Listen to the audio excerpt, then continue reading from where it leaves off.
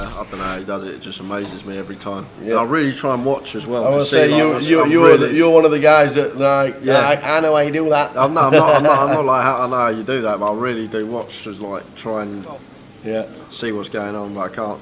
So we've got 5 minutes left. Well, just over 5 minutes left on the level, and we'll be on a break.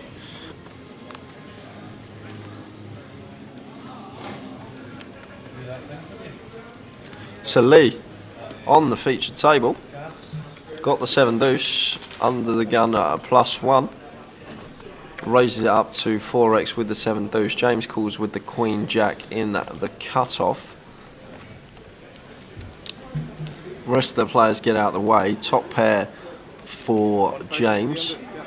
Lee. Standard C-bet? Yeah, we're opening 7 deuce. I think we've got to continue on this board. We actually do have some plausible back doors as well, actually, for potential double barrel and triple barrel opportunities on later streets.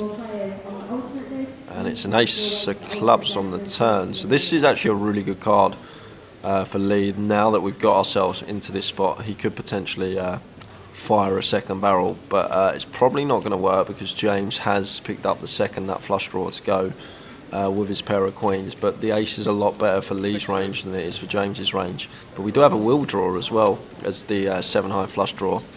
But I think this is just a featured table moment. I've got 7 deuce. My friends are watching. I'm going to bluff someone, show it. But in this case, unless he's got a fur barrel in him on the brick river, it's not going to work. He has to fire the river, doesn't he? Can he just give up with 7.1 behind the line? Yeah, I think he will probably fire the river. Is his plan already made up? But the thing is, he's got to be thinking about James's range and what James is actually calling him here with. So basically now, James has actually probably got the bottom of his range in this spot. Sort of all of his middling pairs, 6s through jacks would have just passed this turn.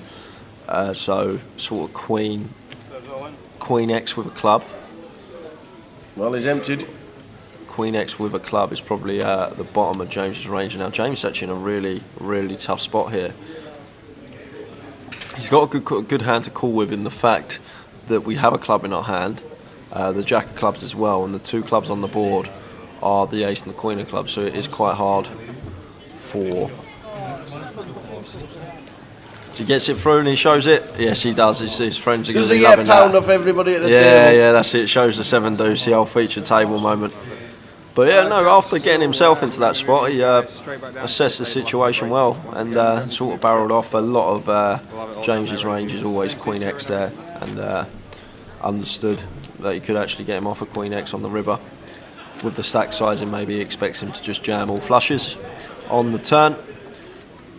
But yeah, takes a nice one down with the old 7 deuce. The whip. Does that play totally different if an ace doesn't hit the turn and then the king hit the river? Yeah, I think if the turns, for example, like an 8 offsuit 8, I think the 7 deuce would just give up in that spot because Queen X with the stack sizes, he's not going to be. Queen X isn't going to be folded into a turn barrel. Yeah. So I think we'd have seen him give up, but because he knows the ace X, it's a great card for him to represent for his range, and not only that is it a great card for his range, it also gave him equity to a will to actually get there on the river. So nice little play with the 7 deuce.